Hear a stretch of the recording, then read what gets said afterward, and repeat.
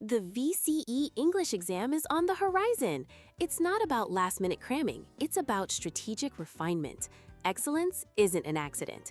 It's built on a clear plan that turns preparation into confidence. Let's walk through that plan. First, solidify your foundation. This is a systematic check-in.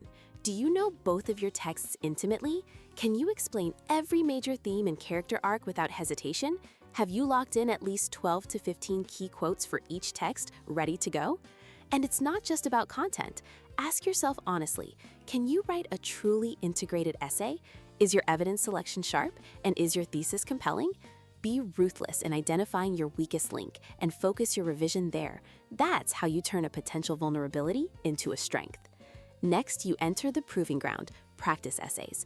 The goal is 5 to 8 full essays written under strict timed conditions. No interruptions, no extra minutes. This is where theory meets reality.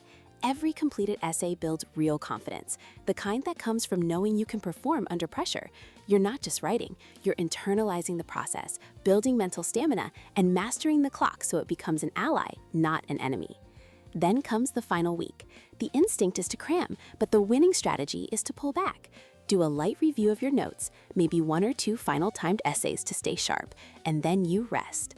Organize your materials. Visualize yourself walking in and performing with confidence.